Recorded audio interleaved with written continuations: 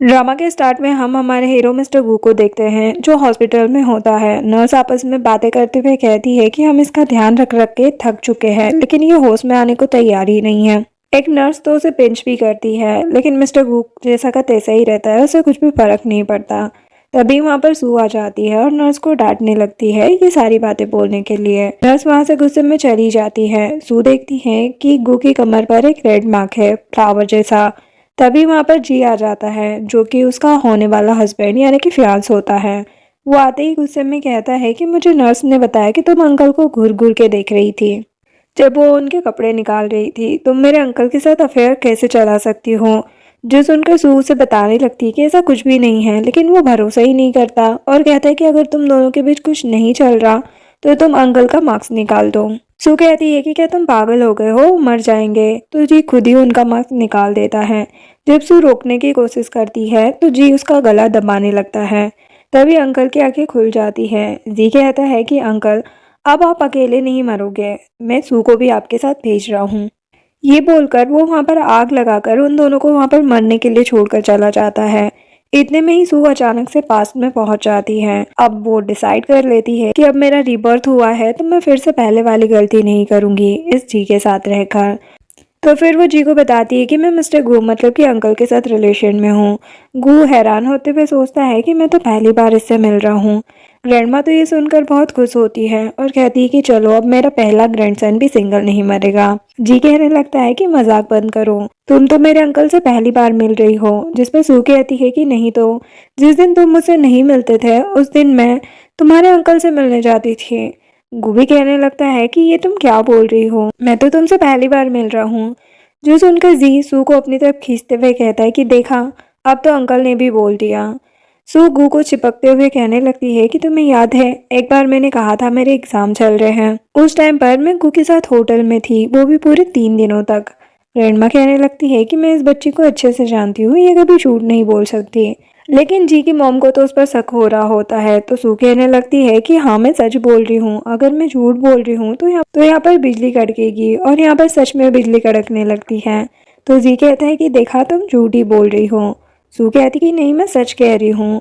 जी कहता है कि तुम्हारे पास क्या प्रूफ है? वो कहने लगती है कि तुम्हारे अंकल की कमर पर एक बर्थ मार्क है जो कि फ्लावर जैसा दिखता है और रेड कलर का है। एंड यहाँ पर बाद में वो मिस्टर गू का वो बर्थ मार्क दिखाने लगती है। मिस्टर गू तो कंफ्यूज हो जाता है कि ये तो मुझसे पहली बार मिली है और ऐसा भी नहीं है कि पहले कभी इसने मेरी बॉडी को देखा होगा, तो इसे इस बर्थ मार्क के बारे में कैसे पता चला। जी यहाँ पर सू से कहने लगता है कि क्या तुम पागल हो गई हो, हमारी शादी होने वाली है और वो भी कल ही। सू कहती है कि नहीं, अच्छा हुआ कि कल ही शादी है, उसके पहले ही मैंने तुम्हें सारी बातें बता दी, वरना शादी वाले दिन तो तुम्हारी बेइज्जती हो जाती है। जी तो यहाँ पर काफ़ी गुस्सा हो जाता है और वहाँ से चला जाता है। तो जी की मॉम भी उसके पीछे पीछे चली जाती हैं। फिर यहाँ पर ग्रैंडमा उन दोनों को अकेले बात करने के लिए छोड़ जाती हैं। सू को तो काफ़ी गुस्सा आ रहा होता है। वो सू से पूछने लगता है कि आखिर तुम्हें मेरे इस बर्थ मार्क के बारे में कैसे पता चला। सू कहती कि सब्र करो, सारी चीज़ें मैं तुम्हें बता दूंगी, लेकिन मैं यहाँ पर तुम्हारे नेपो से शादी बिल्कुल नहीं कर सकती और मैं तुमसे अभी ही कह दे रही हूँ मैं फिर से तुम्हारा यूज़ करूँगी। यहाँ पर मिस्टर गू बिल्कुल मना कर देता है ये सारी चीज़ें करने से। तो सू कहने लगती है लगता है मुझे तुम्हारी सारी बातें बतानी होगी। लेकिन इतने में ही यहाँ पर सू को कॉल आ जाता है जो कि उसके डैड का होता है। वो उस पर काफ़ी चिल्ला रहे थे और तुरंत ही उसे घर आने के लिए कहते हैं। तो सू मिस्टर गू से कहने लगती है कि माफ़ करना, मेरे डैड मुझे जल्दी बुला रहे हैं, तो हम शादी की बात बाद में करेंगे। और बाय बाय बोलते हुए एनवलप लेकर चली जाती है। जिसके बाद मिस्टर गू यहाँ पर अपने असिस्टेंट को बुलाता है और उसे सारी इन्फॉर्मेशन कलेक्ट करने के लिए कहता है। यहाँ पर जैसे ही सू अपने घर पर पहुँचती है तो उसकी मम गुस्से में आकर उसके ऊपर कांच का बॉल फेंक देती है, लेकिन सू को नहीं लग पाता। उसकी मॉम उस पर चिल्लाते हुए कहती है कि तुम क्या थोड़ी पागल हो चुकी हो, अब तक तुम्हारे और तुम्हारे बॉयफ्रेंड जी के बीच में सब कुछ ठीक चल रहा था और अचानक से तुम मुझसे ब्रेकअप कर रही हो, तुम्हारा दिमाग तो ठिकाने पर है। सू पास्ट की बातें याद करने लगती हैं जहाँ पर बेचारी वो खुद के घर की साफ सफाई का काम कर रही थी और यहाँ पर उसकी स्टेप मॉम आ जाती है और उसे कहने लगती है कि मैंने सुना है कि तुम एक बड़े ग्रुप के सीईओ को डेट कर रही हो। तो वो कहने लगती है कि हाँ, लेकिन मैं बहुत जल्द उसके साथ ब्रेकअप करने वाली हूँ क्योंकि वो बहुत आलसी है। तो स्टेप मॉम उसे समझाने लगती है कि देखो वो कितना भी आलसी हो, उसके पास बहुत पैसे हैं, तो थोड़े दिन तुम उसके साथ रहकर तो देख सकती हो, फिर धीरे धीरे तुम्हारा रिलेशन डेवलप हो जाएगा। अब हम प्रेजेंट में आ जाते हैं, जहाँ पर सू सोचने लगती है कि पास्ट लाइफ में मैंने हमेशा अपनी मॉम की बातें सुनी है, यानी कि स्टेप मॉम की, लेकिन अब और नहीं। फिर वो उन्हें साफ साफ कह देती है कि आप लोगों को मुझ पर चिल्लाकर कोई फायदा नहीं होने वाला, क्योंकि ये मेरा फाइनल डिसीजन है। अब मेरी लाइफ है तो मुझे जो करना है मैं वही करूंगी। यहाँ पर उसकी मॉम गुस्से में उसे थप्पड़ मार देती है, जहाँ पर सूबी उन पर चिल्ला देती है। यहाँ पर उसके डैड के हार्ट में तो पेन होने लगता है, तो वो बैठकर कहने लगते हैं कि आखिर तुम मैं सब क्यों कर रही हूँ। इतने में उसका भाई कहने लगता है कि अभी के अभी जाओ और जी से माफ़ी मांगो और कल की शादी की तैयारी करो, वरना इस घर से निकल जाओ। तो सू कहने लगती है कि तुम तो अपना मुंह बंद ही रखो, तुमने जो मेरा कॉलेज सर्टिफिकेट चुरा लिया था और अपने नाम पर करवा लिया था, उसके लिए तो मैं तुम्हें कभी माफ नहीं करूंगी। और उसे थप्पड़ लगाते हुए कहती है कि मुझे कोई शौक नहीं है तुम जैसी फैमिली के साथ रहने का। और वो तो चाकू भी उठा लेती है, जहाँ पर उसकी सारी फैमिली मेंबर्स डरने लगते हैं। और यहाँ पर वो चाकू सीधा अपने भाई के पैरों के बीच में ले आती है। उसके भाई का तो डर कर बुरा हाल हो जाता है। देन वो ऊपर चली जाती है, तो यहाँ पर उसकी मॉम अपने हस्बैंड से कहने लगती है कि तुम कुछ कहो ना अपनी बेटी को, वो तुम्हारी बात सुनेगी। इधर सू अपनी पैकिंग करते हुए याद करती है कि कैसे फेयरवेल की ड्रेस के लिए उसकी स्टेप मॉम ने उसे कपड़े नहीं दिए थे, जिस वजह से वो अपने भाई के कपड़े पहनकर चली गई थी और सारी लड़कियां उसका मजाक बना रही थी और ग्रुप फोटो में भी उसे नहीं आने दिया था। वो इन सभी बातों को याद करके रोने लगती है। तभी उसके डैड आकर उसे अपनी मॉम से माफ़ी मांगने के लिए कहते हैं, लेकिन वो साफ मना कर देती है। तो डैड कहते हैं कि निकलो घर से। सो खुद ही उस घर से निकल जाती है और बाद में आकर अपनी फ्रेंड मिनी के साथ ड्रिंक करने लगती है। इतने में ही उसे जी का कॉल आता है, जो उससे कहता है कि अभी भी टाइम है, तुम मेरे पास आ जाओ, क्योंकि मेरे अंकल इनफर्टाइल है। जिस पर सू कहती है कि मैंने तो जी का कॉल काट दिया था, फिर उसकी आवाज़ कैसे आ रही है, जो सुनकर जी को गुस्सा आने लगता है। इधर मिस्टर गू भी ड्रिंक कर रहा था। इतने में ही उसका असिस्टेंट आकर सू की डिटेल्स देने लगता है। उसे देखकर मिस्टर गू सोचता है कि इस लड़की का पास तो बिल्कुल क्लियर है, फिर इसे मेरे बर्थ मार्क के बारे में कैसे पता चला। दूसरी तरफ सू वहां पर जी को आते हुए देखती है, इस वजह से वो वहां से निकल जाती है। तभी वो देखती है कि मिस्टर गू भी बैठकर ड्रिंक कर रहा है, तो वो उसके पास जाकर बैठ जाती है। यहाँ पर मिस्टर गू को एक लड़की ड्रिंक ऑफर कर रही थी। वो सू को देखकर गुस्सा हो जाती है और उसे जाने के लिए कहती है, तो सू कहती है लेकिन मिस्टर गू तो ड्रिंक करते ही नहीं है। तभी मिस्टर गू पूरा का पूरा ड्रिंक गटक जाता है, जो देखकर वो लड़की कहती कि देखा, उसने मेरी बात मानी, अब तुम यहाँ से दफा हो जाओ। तभी गू गुस्से में वहां से उसे जाने के लिए कहता है, जो सुनकर लड़की सू से कहने लगती है कि अब तो मिस्टर गू ने भी कह दिया है, तो अब निकलो यहाँ से। तभी मिस्टर गू कहता है कि मैंने तुमसे कहा है न कि सू को। उन सबके जाने के बाद मिस्टर गू सू से गुस्से में पूछने लगता है कि तुम्हें मेरे बर्थ मार्क के बारे में कैसे पता चला। सू कहती है कि तुम मेरे ऊपर चिल्ला क्यों रहे हो, मैंने तो तुम्हारी हेल्प की है। और वो बताती है कि कैसे उस लड़की ने तुम्हारी ड्रिंक में ड्रग मिला दिया था। गू के ऊपर ड्रग का असर होना स्टार्ट हो जाता है। फिर वो असिस्टेंट को उस लड़की का पता लगाने के लिए कहता है, तो सू कहती है कि तुम्हारे सामने ही तो लड़की खड़ी है, जिस पर वो कहता है कि तुम्हारे अंदर लड़कियों वाले फीचर्स नहीं है। जो सुनकर सू उसके ऊपर बैठकर उसे किस करने लगती है और उसके साथ नाइट स्पेंड करती है। कुछ दिनों बाद वो मेडिकल स्टोर जाकर बताती है कि मुझे चक्कर आए जा रहे हैं और वॉमिटिंग भी, जिस पर वो लेडी कहती है कि ऐसा लग रहा है जैसे तुम प्रेग्नेंट हो, और उसे प्रेगनेंसी किट देकर भेज देती है। सू जाने लगती है। तभी मिस्टर गू का असिस्टेंट कहता है कि बॉस सू साइड से ही जा रही है, क्या आप उसे हेलो नहीं बोलोगे। तभी मिस्टर गू को याद आता है कि कैसे नाइट स्पेंड करने के बाद उसने सू को प्लेग कार्ड दिया था, लेकिन उसने लेने से मना कर दिया। फिर वो भागकर जाता है, जहाँ पर देखता है कि सू बेहोश हो गई है। वो जल्दी से उसे हॉस्पिटल लेकर जाता है और उसे बड़े प्यार से देखने लगता है। उसके जाने के बाद सू को होश आ जाता है, सू को बताता है कि तुम ट्रिपलेट से प्रेग्नेंट हो। जो सुनकर वो हैरान होते हुए सोचती है कि जी ने तो कहा था कि मिस्टर गू इनफर्टाइल है। तो डॉक्टर पूछता है कि क्या ये मिस्टर गू के बच्चे हैं, लेकिन सू मना कर देती है। मिस्टर गू जब घर आता है तब ग्रैंडमा उसके और सू के रिलेशन के बारे में पूछने लगती है, जिस पर जी की मोम कहती है कि ये लड़की तुम्हारे पैसों के पीछे पड़ी है। तो मिस्टर गू बताता है कि मैंने उसे 1 मिलियन दिए थे, लेकिन उसने लेने से मना कर दिया। जिस पर जी की मोम कहती है कि हाँ, क्योंकि तुम्हारी प्रॉपर्टी की कीमत 100 बिलियन है। तुम ऐसा करो, ग्रैंडमा के बर्थडे पर अपनी प्रॉपर्टी अपने नेफ्यू जी के नाम पर कर देना, फिर देखना कैसे वो लड़की जी के पीछे चली जाएगी। ग्रैंडमा को तो कुछ गड़बड़ लगने लगती है, जिस वजह से वो ऐसा करने से मना करने लगती है। लेकिन मिस्टर गू कहता है कि ग्रैंडमा, मैं इनफर्टाइल हूँ तो प्रॉपर्टी वैसे भी जी की ही होगी, क्योंकि मेरा तो कोई बच्चा नहीं होगा। दूसरी तरफ सू अबॉर्शन की बात कर रही थी और डॉक्टर को बताती कि मैं अभी कॉलेज में हूँ, मेरी ग्रेजुएशन नहीं हुई है, तो मैं इस बच्चे पर ध्यान नहीं दे सकती। तो डॉक्टर कहता है कि ठीक है, मुझे थोड़ा टाइम दो, मैं तुम्हें बताता हूँ। और यहाँ पर डॉक्टर कॉल लगा देता है मिस्टर गू को। लेकिन मिस्टर गू तो अपना फ़ोन यहीं पर भूलकर चला गया था, तो उसकी आंटी उस फ़ोन को पिक कर लेती है। डॉक्टर यहाँ पर उसे सब कुछ बता देता है, तो आंटी कहने लगती है कि जल्द से जल्द उसका अबॉर्शन करवा देना और ये बात अपने में ही रखना। फिर यहाँ पर मिस्टर गो आ जाता है, जहाँ पर आंटी उसे फ़ोन कॉल के बारे में झूठ झूठ कहने लगती है। देन इधर डॉक्टर सू से कहता है कि सर्जरी की चीज़ें आज रात तक ही रेडी हो जाएगी, तो तुम्हें टेंशन लेने की ज़रूरत नहीं है। लेकिन सू कहने लगती है कि नहीं, मैं जल्दबाजी में आकर कोई गलत डिसीजन नहीं लेना चाहती, तो फिलहाल मैं अबॉर्शन नहीं करवाऊंगी, मुझे थोड़ा और टाइम चाहिए सोचने के लिए। जिसके बाद जी अपनी मॉम से कहता है कि अपने अंकल से बात करके देखा। वो कहती है हाँ, तुम्हारे अंकल तो प्रॉपर्टी ट्रांसफ़र के लिए मान भी गए। देखना, उन्हें लग रहा होगा कि वो फेक ट्रांसफ़र होगा, लेकिन वो रियल ट्रांसफ़र होगा।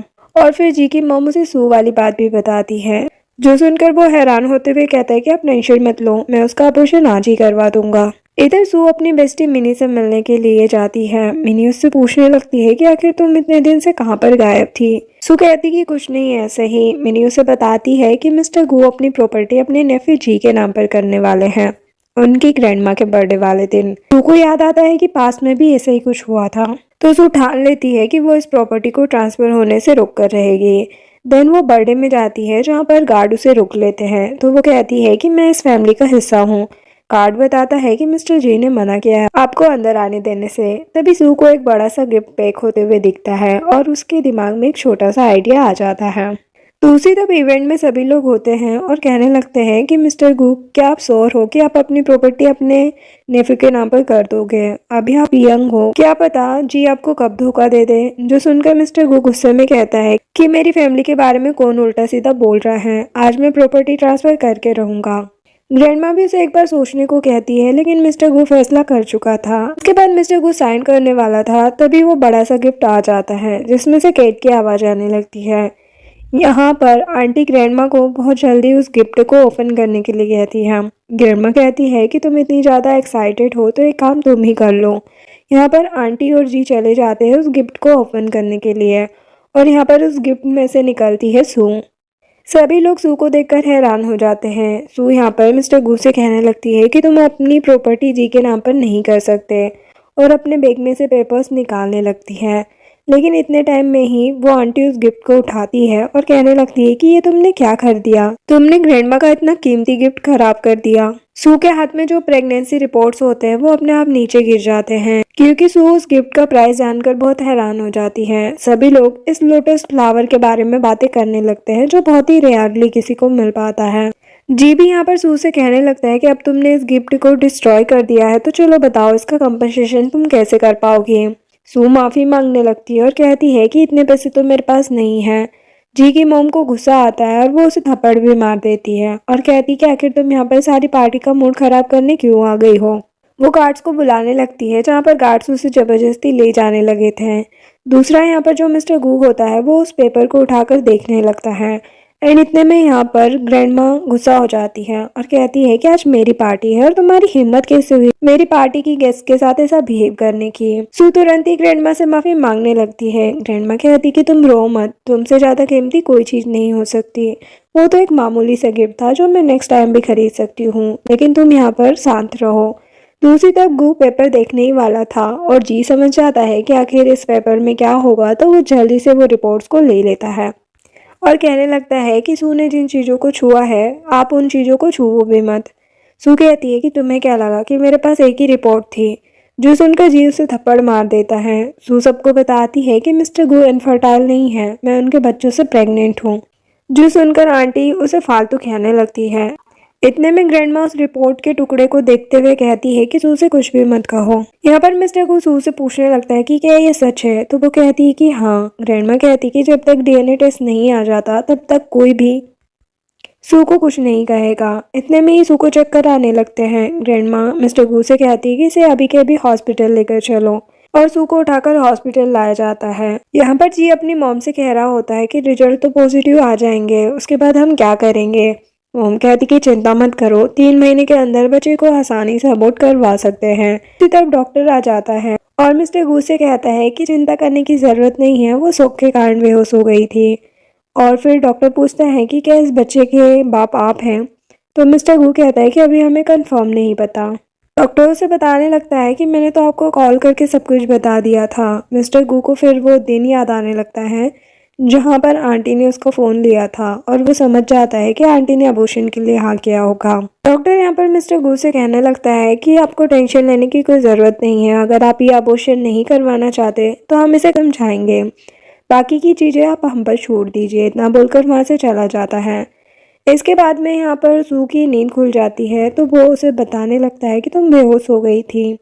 सू उठने लगती है लेकिन उसके पेट में अभी भी पेन हो रहा था। सू मिस्टर गू को बताने लगती है कि मेरी बेस्टी कुछ ही टाइम में मुझे पिक करने के लिए आ जाएगी, लेकिन मिस्टर गू उसे साफ साफ कह देता है कि तुमने कहा कि तुम्हारे पेट में मेरे बच्चे हैं, तो तुम्हें चुपचाप मेरे साथ घर पर चलना होगा। मैं नहीं चाहता कि किसी और की छत के नीचे मेरे बच्चों की देखभाल हो। इसके बाद में यहाँ पर वो लोग घर पर पहुँच जाते हैं। सू जी की मोम को आंटी बुलाने लगती है। यहाँ पर जी की मोम को तो गुस्सा आ जाता है। वो कहती कि तुम्हारी हिम्मत कैसे हुई मुझे आंटी बोलने की। सू कहती है कि क्यों, आप क्या चाहती है कि मैं आपको मदर इन लॉ बुलाऊं क्या। जो सुनकर आंटी गुस्सा होकर वहाँ से चली जाती है। देन मिस्टर गू यहाँ पर मैट को बुलाता है और सू के लिए रूम रेडी करने के लिए कहता है। तो मैट बताती है कि ग्रैंड माँ ने पहले ही ऑर्डर दे दिए थे, तो हमने पहले ही इनका रूम अरेंज कर रखा है। फिर यहाँ पर सू मिस्टर गू को बाय अंकल बोलकर जाने लगती है, तो मिस्टर गू से रोकता है और कहने लगता है कि तुम मुझे अंकल क्यों बुलाती रहती हो। वो कहने लगती है कि जी भी तो आपको अंकल बुलाता है और आप तो मुझसे कितने बड़े हो। तो गू यहाँ पर कहने लगता है कि हमारे रिलेशन की वजह से वो मुझे अंकल बुलाता है, वरना मैं जी से कुछ ज्यादा बड़ा नहीं हूँ। जिसके बाद मैट सू से कहने लगती है कि आप में तो बहुत ज्यादा हिम्मत है, कोई भी इंसान मिस्टर गू के सामने एक शब्द बोलने की भी कोशिश नहीं कर पाता। सू कहने लगती है कि मेरी बेली देख रही हो, इसके अंदर इसका होने वाला बच्चा है, इसलिए मुझसे डरता है। बाद मैडू से रूम बताती कि ये आपका रूम है और इसके साइड वाला जो रूम है वो मिस्टर गू का है। ये बोलकर वहाँ से चली जाती है। देन सू अपने कपड़े चेंज करके आ जाती है। जैसे ही वो सोने वाली होती है तो उसे कुछ हिलता हुआ नजर आता है। वो उठकर देखने लगती है तो वो कुछ और नहीं बल्कि स्नैक होता है, जो देखकर वो जोर से चिल्लाने लगती है। जहाँ पर नीचे कार में बैठी जी की मॉम बहुत मजे ले रही थी और कहने लगती है कि देखना कि मैंने इस मैटरनिटी टेस्ट के पहले ही बच्चे का मिसकैरेज ना करवा दिया तो मेरा नाम बदल देना। इधर यहाँ पर मिस्टर गू भी उसके चिल्लाने की आवाज़ सुन लेता है और वो उसके कमरे की ओर जाता है, जहाँ पर सू बाहर आ रही थी और बाहर आते आते मिस्टर गू का टॉवल निकाल देती है और उसे देखकर चिल्लाने लगती है। मिस्टर गू यहाँ पर ग्रैंडमा को आते हुए देखता है तो जल्दी से सू को अपने रूम में ले जाता है और जल्दी से अपना टॉवल पहन लेता है और पूछने लगता है कि आखिर तुम इतने जोर से क्यों चिल्ला रही थी। बताती है कि मैंने कमरे में स्नैक घुसाए हैं। मिस्टर गू जा रहा होता है स्नैक को उसके कमरे में चेक करने के लिए, तो सू कहती है कि क्या पता अगर तुम्हारे रूम में भी स्नैक हो। तो मिस्टर गू उसे उठाकर बेड पर लिटा देता है और कहता है कि मेरे रूम में कुछ भी नहीं आ सकता। फिर वो उसके रूम में जाकर चेक करने लगता है, जहाँ पर खुद ग्रैंड माँ भी स्नैक को देखकर काफी डर जाती है और तुरंत ही उस स्नैक को वहाँ से बाहर निकालने के लिए कहती है। मिस्टर गू यहाँ पर अपने असिस्टेंट से पूछने लगता है कि आखिर ये स्नैक यहाँ पर कैसे है। तो मेड बताने लगती है कि यहाँ पर जो स्नैक है वो किसी ने तो ग्रैंड माँ को गिफ्ट किया था। ग्रैंड माँ गुस्से में कहने लगती है कि कौन है वो पागल जिसने मुझे स्नैक गिफ्ट में भेजा है, जल्दी से इसे बाहर निकलवाओ। और फिर वो मिस्टर गू से कहने लगती है कि देखो तुम ना सू के साथ ही रहना, क्योंकि वो अभी छोटी बच्ची है और वो ज़्यादा डर गई होगी स्नैक देखकर, और आगे से इसे कुछ भी प्रॉब्लम आई तो तुम्हारे बच्चे पर भी इफेक्ट हो सकता है, तो फिर तुम्हें उसके साथ एक ही बेडरूम में होना चाहिए। यहाँ पर वो कहता है कि ग्रैंड माँ आगे से ऐसा नहीं होगा और उन्हें वहाँ से भेज देता है। और फिर वो सोचने लगता है कि इतना बड़ा स्नेक अपने आप रेंगते हुए इतनी दूर तक तो नहीं आ सकता, जरूर किसी ने जानबूझकर इस सांप को यहाँ पर रखा है। देन मिस्टर गू वापस से अपने रूम में आ जाता है, जहाँ पर सू ऑलरेडी सो चुकी होती है। मिस्टर गू फिर अपने असिस्टेंट से उन सारे सीसीटीवी फुटेज को मांगने लगता है, तो असिस्टेंट कहता है कि हमें कोई भी फुटेज नहीं मिल पा रहा है, लगता है किसी ने जानबूझ के सीसीटीवी खराब कर दिया है। तो मिस्टर गू उसे जल्दी से रिपेयर करवाने के लिए कहता है।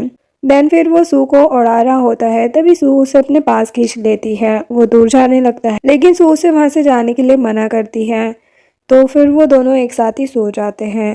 देन मॉर्निंग में जब सू उठती है तो मैड उसे तुरंत ब्रेकफास्ट करने के लिए कहती है। यहाँ पर मिस्टर गू से वो कहने लगती है कि कल रात तो मैं तुम्हारे रूम में सो गई, तुम्हें मुझे वापस जगाना चाहिए था ना। तो मिस्टर गू कहने लगता है कि कोई बात नहीं, तो तुम बहुत गहरी नींद में सो रही थी, इसीलिए मैं तुम्हें डिस्टर्ब नहीं करना चाहता था। फिर वो स्नेक के बारे में बताने लगती है और कहती है कि मैं सच बोल रही हूँ, वो स्नेक जरूर जीन ही वहाँ पर रखे होंगे, क्योंकि सिर्फ वही है जो जानता है कि मुझे सांपों से डर लगता है। मिस्टर गू कहने लगता है कि मैंने अपने असिस्टेंट को इन्वेस्टिगेशन के लिए भेज दिया है, और अगर सचमुच ये सब कुछ जी ने किया होगा तो मैं उसे बिल्कुल माफ नहीं करने वाला। जिसके बाद मिस्टर गू उसे अपना ब्लैक कार्ड देने लगता है, तो सू उस कार्ड को ले लेती है। मिस्टर गू सोचने लगता है कि पहले तो इसने नहीं लिया था, लगता है ये धीरे धीरे सारी चीज़ें सचमुच खा जाएगी। फिर यहाँ पर सू ब्लैक कार्ड को देखने लगती है और कहती कि मैंने आज तक किसी ब्लैक कार्ड को नहीं देखा था, अब इसे तुम वापस ले सकते हो। मिस्टर गू कहता है कि क्यों, तो सू कहती है कि मुझे उस ब्लैक कार्ड की कोई ज़रूरत नहीं है। वो उससे कहने लगता है लेकिन तुम तो अपनी फैमिली से हमेशा के लिए रिश्ता तोड़कर आ गई हो, और तुम्हारा ग्रेजुएशन भी नहीं हुआ है, तो तुम जॉब भी नहीं कर सकती। तो सू कहती है कि नहीं नहीं, मैं इंटर्नशिप तो कर ही सकती हूँ ना।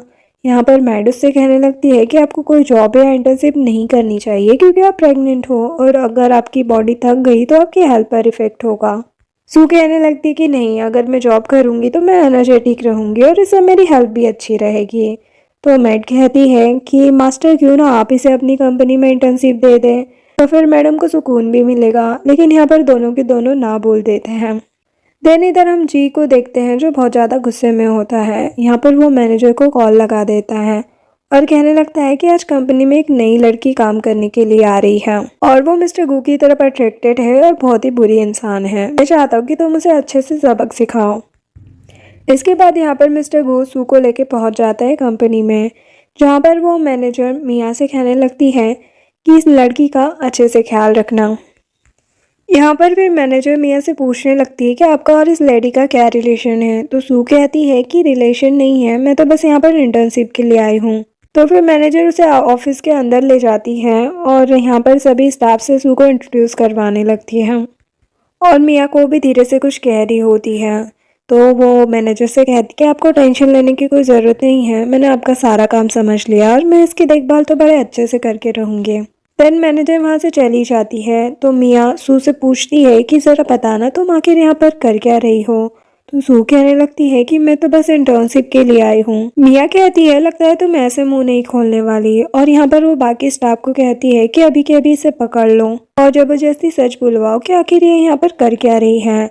इसके बाद में हम यहाँ पर डेजी को देखते हैं जो कि कैंची लेकर आ जाती है और कहने लगती है लगता है तुम हमारे बॉस पर लाइन मारने की कोशिश कर रही हो, तुम्हें क्या लगता है तुम थोड़ी सी ब्यूटीफुल क्या हो, हमारे बॉस भी तुम्हारे प्यार में पड़ जाएंगे, लगता है मुझे तुम्हारी औकात बतानी होगी। सू कहने लगती है कि प्लीज़ मेरे बालों को मत काटो।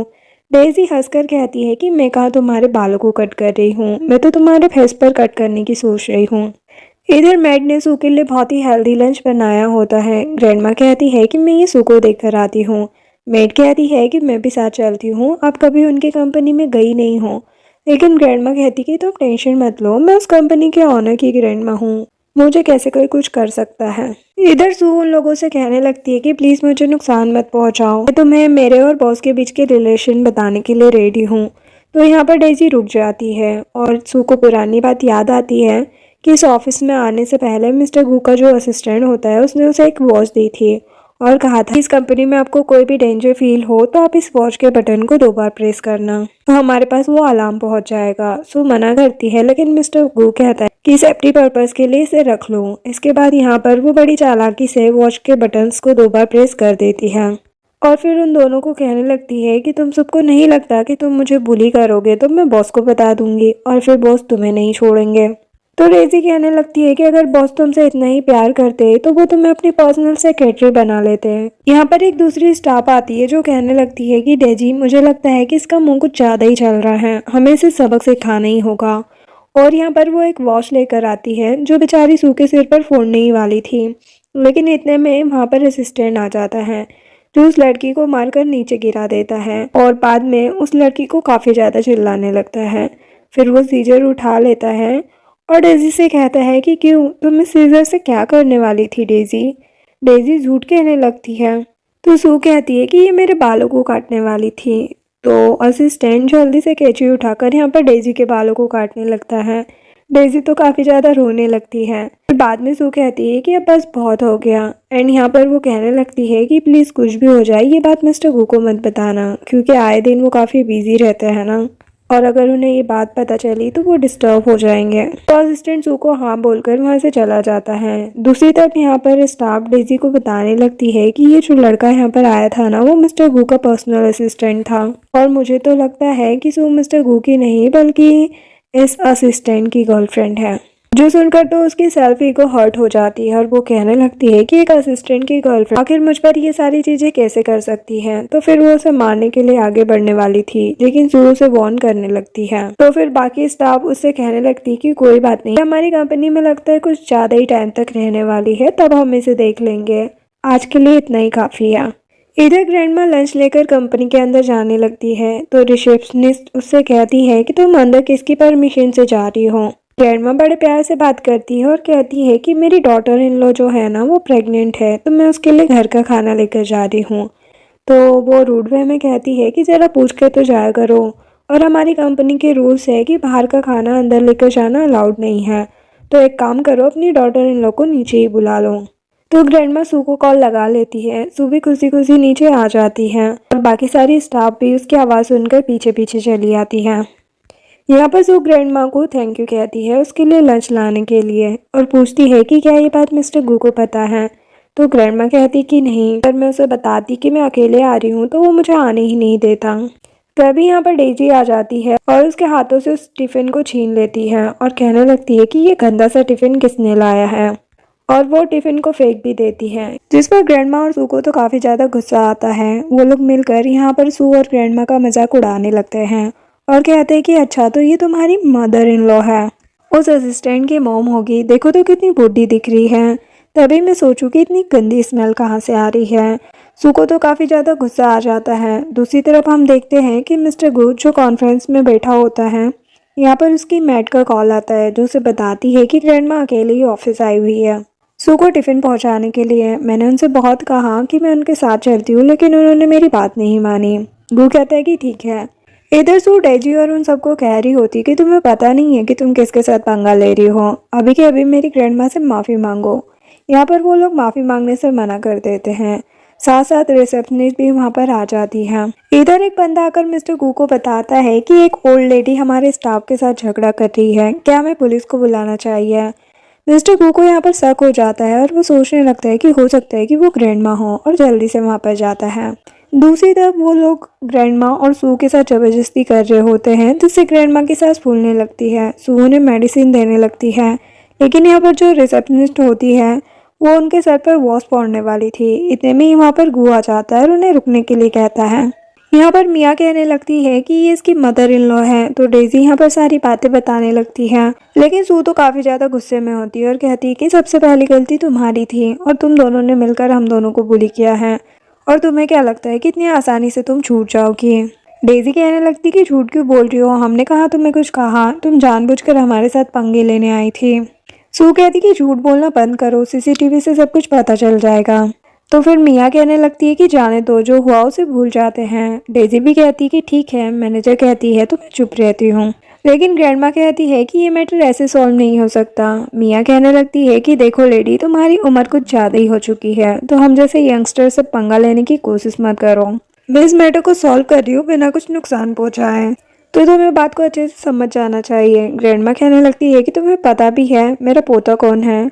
स्टाफ यहाँ पर कहने लगती है कि असिस्टेंट है ना, और सभी लोग कहने लगते हैं कि एक मामूली असिस्टेंट की तुम ग्रैंडमा हो और इतना ज़्यादा भाव खा रही हो, तुम्हें पता भी है मिया यहाँ पर हमारे बॉस की पर्सनल सेक्रेटरी है, तो फिर उसके साथ पंगा लेने की कोशिश मत करो। इसके बाद यहाँ पर रिसेप्शनिस्ट कहने लगती है कि ये असिस्टेंट तो ज़बरदस्ती अंदर घुसा है, अपनी इस गर्लफ्रेंड को बचाने के लिए उसने यहाँ पर डेजी के बाल भी काट दिए हैं। तो आपको इसे जल्द से जल्द फायर कर देना चाहिए। मिया कहने लगती है असिस्टेंट से कि माना कि वो तुम्हारी गर्लफ्रेंड है, इसका मतलब ये नहीं है कि तुम कंपनी में आकर बाकी स्टाफ को बुली करोगे और अपना हक जमाने की कोशिश करोगे। यहाँ पर मिस्टर गू ग्रैंडमा से कहने लगता है कि आप शांति से घर जाइए, बाकी सब मैं सॉल्व कर लूंगा। लेकिन ग्रैंडमा कहती है कि मैं यहाँ से बिल्कुल नहीं जाने वाली जब तक मुझे और मेरी डॉटर इन लोगों को इन सारी चीज़ों का एक्सप्लेनेशन नहीं मिलता। मिया ग्रैंडमा से कहने लगती है कि तुम धमकी किसे दे रही हो। ग्रैंडमा कहती है कि तुम एक छोटी सी मामूली सी सेक्रेटरी मेरा कुछ नहीं बिगाड़ पाओगी। तो मिया गार्ड्स को बुलाने लगती है और कहती है कि ग्रैंडमा को घसीटकर यहाँ से लेकर जाओ। गार्ड्स ग्रैंडमा के पास आने ही वाले थे तो वो जोर से चिल्लाकर कहता है कि खबरदार, अगर मेरी ग्रैंडमा या फिर मेरी वाइफ के पास आने की कोशिश भी की तो मैं उसे बिल्कुल भी नहीं छोड़ूंगा। जो सुनकर तो सभी लोग हैरान हो जाते हैं। फिर क्या था, फिर घुटनों पर बैठकर माफ़ी मांगने लगते हैं। यहाँ पर ग्रैंडमा सू से भी माफ़ी मांगती है कि अगर मैं आज यहाँ पर नहीं आती तो तुम्हें ये सब कुछ सहन नहीं करना पड़ता। रोज़ ये लोग तुम्हें ऐसे ही बुली करते होंगे ना। लेकिन सू ग्रैंडमा से कहती कि कोई बात नहीं, मुझे पता है कि इस कंपनी में मेरा हक कौन सा है। यहाँ पर मिया कहने लगती है कि इनकी तो शादी अभी हुई नहीं है ना। ग्रैंडमा कहती है कि भले ही इनकी शादी नहीं हुई है, लेकिन मैंने ऑफिशियली इसे अपनी बहू मान लिया है। तो फिर तुम तो भूल ही जाओ कि यहाँ पर तुम्हारा कोई चांस भी है। तो मिया को पता चलता है कि सू प्रेग्नेंट भी है। फिर बाद में यहाँ पर मिस्टर गू भी मिया पर गुस्सा करने लगता है और उसे चिल्लाने लगता है और पूछता है कि क्या तुमने इन सभी स्टाफ को कहा था सू के साथ ऐसा बिहेव करने के लिए। तो मिया कहती कि नहीं नहीं, मैं ऐसा काम क्यों करूँगी, मैं ऐसा काम बिल्कुल भी नहीं करती हूँ। तो मिस्टर गू मिया से कह देता है कि मैं तुम्हें 1 महीने के लिए सस्पेंड कर रहा हूँ और तब तक के लिए मेरी सेक्रेटरी और कोई नहीं बल्कि मेरी होने वाली वाइफ बनेगी। इसके बाद मिस्टर गू और सू लंच करने के लिए आ जाते हैं और मिस्टर गू साफ साफ कह देता है कि अगर नेक्स्ट टाइम से ऐसी सिचुएशन आती है तो मैं चाहता हूँ कि तुम मुझे तुरंत इन्फॉर्मेशन दो। तभी यहाँ पर मिनी अपनी एक फ्रेंड से कहती है कि मैंने अभी कुछ टाइम पहले यहाँ पर अपनी बेस्ट फ्रेंड सू को देखा। तो उसकी फ्रेंड पीछे मुड़कर देखती है और कहती है कि वहाँ पर तो मिस्टर गू दिख रहे हैं और कहने लगती है कि तुम्हें कोई गलत फहमी हुई होगी, वो मिस्टर गू है जाने माने इंसान, मुझे नहीं लगता कि तुम्हारी फ्रेंड इनके साथ हो सकती है और चलो यहाँ से, मुझे कोई प्रॉब्लम क्रिएट नहीं करना। लेकिन मिनी कहने लगती है कि मैंने उसे अपनी आंखों से देखा है, मुझे इस चीज़ को जरूर चेक करना पड़ेगा। और फिर वो मिस्टर गू के सामने जाकर बैठ जाती है और उसे अपने सामने बैठी वाली लड़की के बारे में पूछने लगती है। मिस्टर गू कहता है कि सामने तो कोई नहीं बैठा था, मैं तो यहाँ पर अकेला बैठा था। मिनी कहती कि मुझे अच्छे से पता है सामने कौन बैठी थी, तो उसे सारी बातें बता दो। मिस्टर गू समझ जाता है कि ये तो सू की बेस्ट फ्रेंड मिनी है। यहाँ पर सू पर्दे के पीछे छुपी हुई थी और मिस्टर गू को चुप रहने का इशारा कर रही थी। लेकिन मिस्टर गू सोचने लगता है कि मेरी आइडेंटिटी को लेकर बहुत एम्बेरस फील करती है। तो यहाँ पर मिस्टर गू मिनी से कहता है कि वो तुम्हारी फ्रेंड है ना, तो उसे कॉल करके देख लो कि वो कहाँ पर है। सू समझ जाती है कि मिस्टर गू जानबूझकर ऐसा कर रहा है ताकि मैं पकड़ी जाऊँ। अब मिनी जैसे ही कॉल लगाती है तो सू का फोन बजने लगता है और यहाँ पर वो पकड़ी जाती है। मिनी इससे कहती है कि तुम चुपके यहाँ पर ब्लाइंड डेट पर आई हो और मुझे बताया भी नहीं। तो सू कहने लगती कि नहीं नहीं, मैं ब्लाइंड डेट पर नहीं आई हूँ, मैं तो बस बॉस के साथ लंच करने आई हूँ। मिनी कहने लगती है कि इस कंपनी में तो आज मैंने भी अप्लाई किया लेकिन मेरा रिज्यूमे एक्सेप्ट नहीं हुआ, तुम कौन से डिपार्टमेंट में काम करती हो। तो मिस्टर गू बोल देता है कि वो कोई डिपार्टमेंट में काम नहीं करती बल्कि मेरी पर्सनल सेक्रेटरी है। दूसरी तरफ मिया सीधा जी के पास जाती है और उसे सारी बातें बताने लगती है कि लाइफ में अभी तक मेरी इतनी बेइज्जती नहीं हुई है जितनी आज तुम्हारी वजह से हुई है। फिर जी यहाँ पर मिया को सारी बातें बताने लगता है। तो मिया कहने लगती है कि देखो, ये इतना इजी मैटर है, हम यहाँ पर एक प्लान कर सकते हैं। और दोनों आपस में प्लानिंग करने लगते हैं। अब हम मिनी को देखते हैं जहाँ पर जो मैनेजर होती है उसने इस कंपनी में मिनी को जॉब दे दी होती है। तो मिनी तो काफी खुश हो जाती है। इसके बाद मिनी सू से पूछने लगती है कि आखिर तुम्हारा और मिस्टर गू का क्या रिलेशन है, जल्दी बताओ।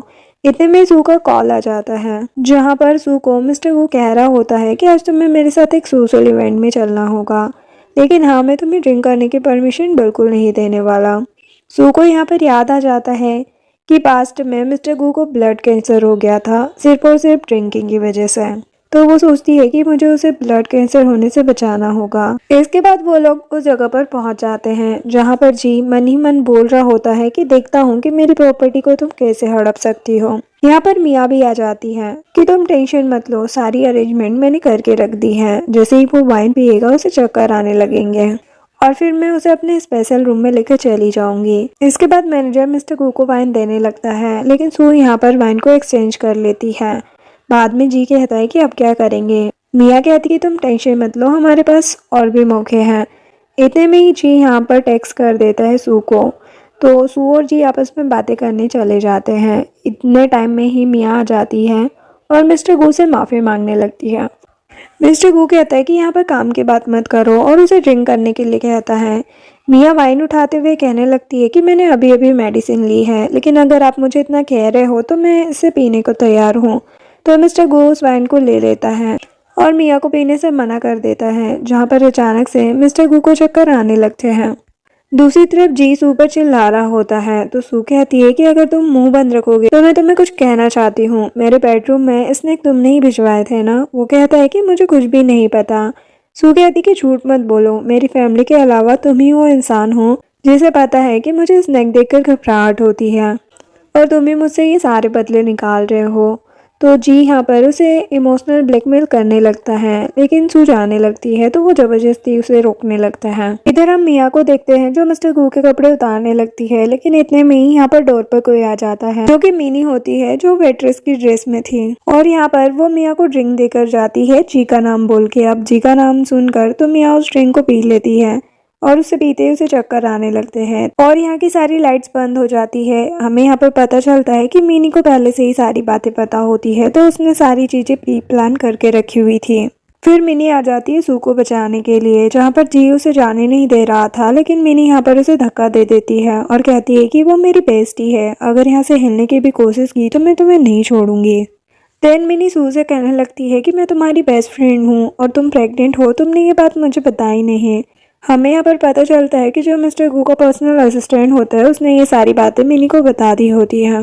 जिसके बाद वो घर पर आ जाती है, जहाँ पर मिस्टर गू का असिस्टेंट उसे सारी बातें बताने लगता है।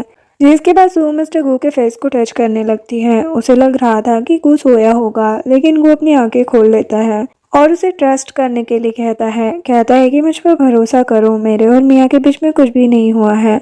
सू कहने लगती है कि टेंशन लेने की बात नहीं है, मुझे मिनी ने सारी बातें बता दी हैं। बेचारा यहाँ पर सोचने लगता है कि मुझे कभी नहीं पता था कि मेरी ही सेक्रेटरी मेरे अगेंस्ट ये सारी चीजें प्लॉट करेगी। फिर यहाँ पर सू अपने बच्चे के बारे में बात करने लगती है तो मिस्टर गू कहने लगता है कि याद रखना, अगर ये बच्चों वाली बात झूठ निकली तो तुम भूल जाना कि तुम इस घर में रह पाओगी, घर क्या चाइना में भी रह पाओगी। तो वो कहती कि मैं कोई झूठ नहीं बोल रही हूँ और फिर उसे अपने सपने के बारे में बताती है। एक्चुअल में वो उसे अपने पास्ट के बारे में बता रही होती है, लेकिन एक सपना बोलकर बताती है कि मैंने सपना देखा था कि तुम्हें स्टमक कैंसर हुआ था और जी ने तुम्हारी सारी प्रॉपर्टी हड़प ली थी।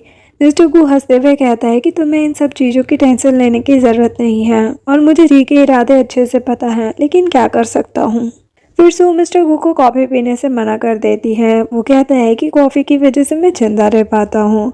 वो कहती है कि कॉफ़ी तुम्हारे स्टमक के लिए बिल्कुल अच्छी नहीं है, अब से तुम ग्रीन टी पियोगे। फिर वो ग्रीन टी पीता है और कहता है कि इससे मेरी नींद कहाँ खुलेगी। तो सू उसके गाल को मोड़ने लगती है और कहती कि अब तुम्हारी नींद खुल गई। वो हंसते हुए कहता है कि बस भी करो, कितनी बच्ची जैसी हो तुम।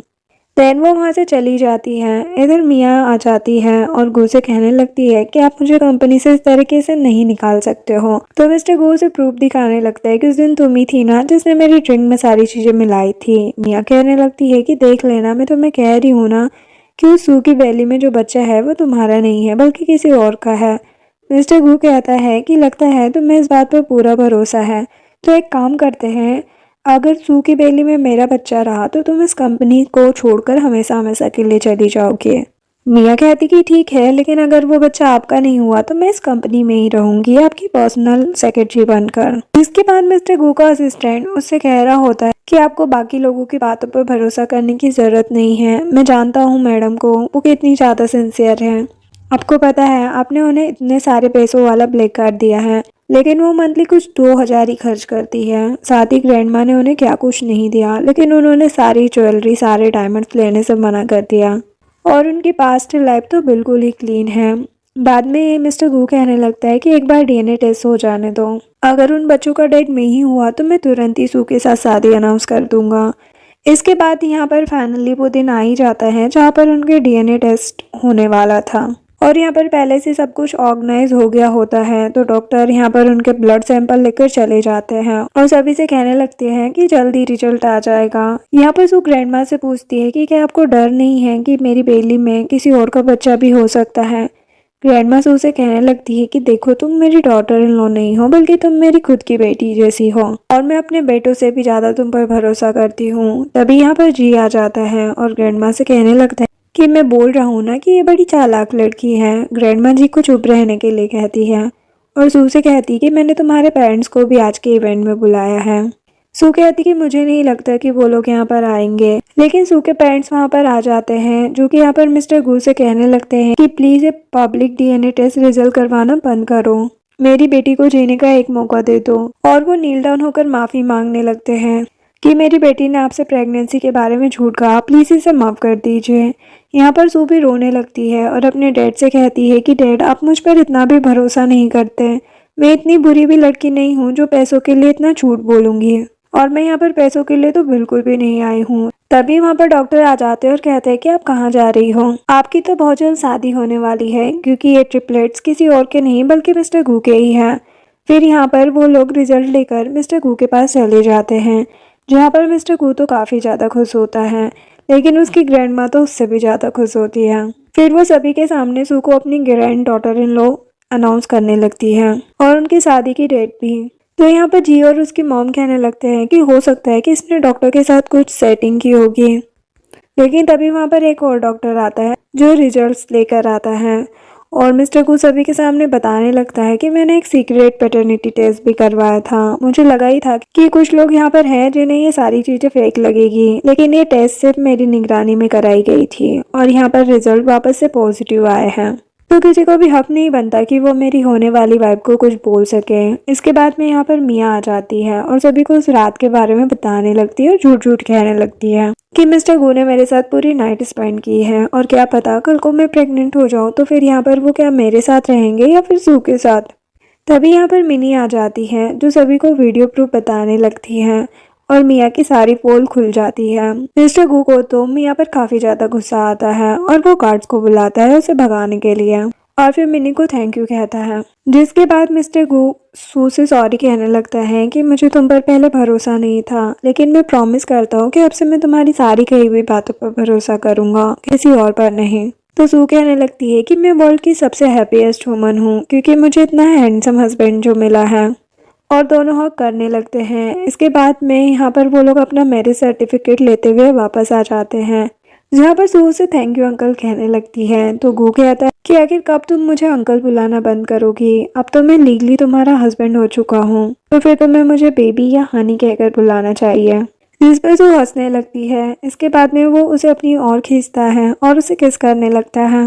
देन वो लोग घर पहुँचते हैं जहाँ पर ग्रैंड माँ उन्हें अपना मैरिज सर्टिफिकेट दिखाने के लिए कहती है और कहती है कि वाह, तुम दोनों कितने प्यारे लग रहे हो साथ में, मेरा तो मन कर रहा है कि सर्टिफिकेट को फ्रेम करवा दूं। और मिस्टर गू से कहने लगती है कि तुम सू के साथ हॉस्पिटल चेकअप के लिए जाओगे, अगर तुमने कोई बहाना मारा तो तुम खुद देख लेना। मिस्टर गू कहने लगता है कि ग्रैंड माँ, आप टेंशन मत लो, मैं यहाँ पर सू और अपने बच्चों की रिस्पॉन्सिबिलिटी के लिए पूरी तरीके से तैयार हूँ। उसके बाद वो दोनों ग्रेवयार्ड पर जाते हैं सू की रियल मॉम से मिलने के लिए, जो कि अब दुनिया में नहीं रहे। तो मिस्टर गू को बताने लगती है कि मेरे बर्थ के टाइम पर ही मेरी मोम को मैंने खो दिया था क्योंकि उन्हें स्टमक कैंसर था, इसीलिए मैं तुम्हें कॉफ़ी पीने से मना करती हूँ। और फिर वो लोग यहाँ से जाने लगते हैं तो वहाँ पर सू की स्टेप मॉम और डैड आ जाते हैं, जो कि उनसे माफ़ी मांगने लगते हैं। तो सू सोचती है कि मैं इन्हें एक मौका दे देती हूँ। तो फिर वो लोग उनके घर पर लंच करने के लिए चले जाते हैं, लेकिन यहाँ पर सू का जो भाई होता है वो बहुत ही ज़्यादा वियर्ड बिहेव कर रहा था और उसने इनके खाने में कुछ तो मिलाया हुआ था। फिर सू और मिस्टर गू घर चले जाते हैं तो यहाँ पर सू का भाई अपने मॉम डैड से कहने लगता है कि देखना, बहुत जल्दी यहाँ पर बहुत अच्छा वाला एंटरटेनमेंट होने वाला है। मॉम डैड उसे वार्न करते हैं कि अपनी बहन से पंगा लेने की कोशिश मत करना, वरना तुम जिंदा नहीं बचोगे। दूसरी तरफ जैसे ही गू घर पर आता है तो न जाने क्यों अचानक से उसके पेट में दर्द होने लगता है। तो सभी लोग उसे फटाफट हॉस्पिटल लेकर जाते हैं। हॉस्पिटल जाने के बाद पता चलता है कि उसे स्टमक कैंसर हो चुका है एंड यहाँ पर उसको एक अर्जेंट हॉस्पिटल की ज़रूरत है, साथ ही साथ काफ़ी अच्छे ट्रीटमेंट की भी। बेचारी सू तो डरने लगती है और सोचने लगती है कि आखिर वो क्या करे, और याद भी नहीं आ रहा होता कि ऐसा क्या हुआ था जिससे उसे स्टमक कैंसर अचानक से हो गया। दिन बाद में रिजल्ट्स आ जाते हैं जहाँ पर साफ साफ लिखा होता है कि लास्ट टाइम उसने जो खाना खाया था उसमें कुछ तो मिलाया गया था जिस वजह से उसके अंदर पॉइजन भर चुका है। फिर उसका इलाज स्टार्ट हो जाता है और वो ठीक भी हो जाता है, लेकिन यहाँ पर अचानक से हमारी सू गायब हो जाती है। असिस्टेंट आकर सारी बातें मिस्टर गू को बताता है तो उसे काफी गुस्सा आता है और वो कहता है कि जरूर सू किसी मुसीबत में है। तो वो सू के मॉम डैड के पास पहुंच जाता है, लेकिन मॉम डैड कहने लगते हैं कि हमें कुछ भी नहीं पता है। उन्हें याद आने लगता है कि उनका बेटा तो यहाँ पर कहीं भी नहीं है, आखिर वो कहाँ पर चला गया। तो वो लोग उनके बेटे की खोज में निकल जाते हैं। यहाँ पर हम उनके बेटे को देखते हैं जो कि अपनी सिस्टर सू को ही टॉर्चर करे जा रहा था और वो उससे उसकी प्रॉपर्टी का आधा हिस्सा मांगने लगता है और कहते कि अगर तुमने ऐसा नहीं होने दिया तो मैं तुम्हें इंजेक्ट कर दूंगा और इंजेक्ट करने के बाद तुम्हारे 3 क्या 1 बच्चा भी नहीं बचेगा। बताओ फिर तुम क्या करोगी। बेचारी सू उससे माफी मांगने लगती है और उसे ऐसा करने से मना करती है, लेकिन जबरदस्ती यहाँ पर वो उसके आगे बढ़ने लगता है। लेकिन इतने में ही यहाँ पर गार्ड्स आ जाते हैं जो कि सू को बचा लेते हैं। देन सू को हॉस्पिटल ले जाया जाता है जहाँ पर उसके मॉम डैड फिर से उससे माफी मांगने के लिए आ जाते हैं। लेकिन सू यहाँ पर फर्स्ट टाइम अपने मॉम डैड को एकदम चिल्लाते हुए कहती है कि हर बार मैंने आपको मौका देने की कोशिश की है, लेकिन इस बार बिल्कुल भी नहीं। मुझे पता है कि मेरे हस्बैंड के पास पैसे है, इसलिए आप लोग यहाँ पर मुझसे माफी मांगने आए हो, वरना आपको मेरी हेल्थ की तो कभी फिक्र ही नहीं थी। मॉम रोने की नौटंकी करने लगती है, लेकिन सू उन्हें माफ नहीं करती है। इसके बाद यहाँ पर मिस्टर गू सू को घर लेकर आ जाता है जहाँ पर वो सू के लिए पेस्ट्री लेकर आया होता है। सू कहती कि मुझे पेस्ट्री खाने का बहुत मन था और उसे खाना स्टार्ट कर देती है, लेकिन जैसे ही वो लास्ट बाइट लेती है तो उसके मुंह में कुछ आ जाता है। वो होती है रिंग। यहाँ पर मिस्टर गू को लग रहा था कि उसका आइडिया बड़ा अच्छा है, लेकिन सू कहने लगती है कि अगर गलती से मैं रिंग को निगल जाती तो तब तुम क्या करते। तो मिस्टर गू डर जाता है। सू कहने लगती कि मैं तो बस मजाक कर रही हूँ, तुम इतने सीरियस क्यों दिख रहे हो। फिर मिस्टर गू नील डाउन होकर उसे प्रपोज करने लगता है। सू सोचने लगती है कि मैं तुम्हें हाँ बोलूँ या फिर ना बोलूँ। वो कहता है कि मजाक करना बंद करो। सू उसे हाँ बोल देती है और मिस्टर गू उसे रिंग पहनाता है। इसके बाद हम जी और उसकी मॉम को देखते हैं। जी कहने लगता है कि अंकल की प्रॉपर्टी तो नहीं, लेकिन अगर 20% भी हम ले सके तो हमें ले लेना चाहिए, जिससे हम सालों तक फ्री बैठकर खा सकते हैं। मॉम कहने लगती है कि एक ही रास्ता बचा है, हमें जाकर उसे माफ़ी मांग लेनी चाहिए तो वो हमें माफ़ कर देगा। फिर वो लोग चले जाते हैं गू से माफ़ी मांगने के लिए, लेकिन मिस्टर गू कहने लगता है कि मैं तो आपको अपनी मॉम जैसा मानता था, लेकिन आपको क्या लगा कि आप यहाँ के सीसीटीवी हैक करवा लोगी तो मैं उन्हें कभी रिकवर नहीं करवा पाऊंगा। उस दिन सू के कमरे में किसी और ने नहीं बल्कि आपने ही स्नैक डलवाया था, मेरे पास प्रूफ है। और रही बात ड्रिंक की, तो ड्रग मिलाने का सारा काम आपके बेटे का था। अगर मैं चाहूँ तो ये सारे प्रूफ लेकर पुलिस स्टेशन जा सकता हूँ, लेकिन मैं चुप हूँ क्योंकि आप मेरी फैमिली का हिस्सा हो। यहाँ पर आंटी तो माफ़ी मांगने लगती है और जी तो नील डाउन होकर माफ़ी मांगने लगता है और कहता है कि प्लीज़ हमें एक मौका दे दीजिए, आगे से ऐसा नहीं होगा। लेकिन गू तो काफ़ी ज़्यादा गुस्से में होता है और बोल देता है कि अब बहुत हो गया और उनसे रिश्ता तोड़कर सू को वहाँ से लेकर निकल जाता है। जिसके बाद सू यहाँ पर उस बिल्डिंग को देखकर मन में सोचने लगती है कि यही वो जगह थी जहाँ पर मिस्टर गू को स्टमक कैंसर हुआ था। फिर हॉस्पिटल में वही वो जगह थी जहाँ पर जी ने हमें जिंदा जलाने की कोशिश की थी। लेकिन इस लाइफ में मैंने प्रूव कर दिखाया कि मैं अपनी लाइफ और अपने हस्बैंड के साथ अच्छे से लाइफ जी सकती हूँ। मिस्टर गू से पूछने लगता है कि आखिर तुम इतना क्या सोच रही हो। तो वो कहती कि कुछ भी तो नहीं, मैं बस तुम्हारे बारे में सोच रही हूँ। फिर दोनों एक दूसरे को किस करने लगते हैं और इसी के साथ ही ये ड्रामा खत्म होता है। वीडियो पसंद आई हो तो लाइक शेयर एंड सब्सक्राइब करें। Thanks for watching.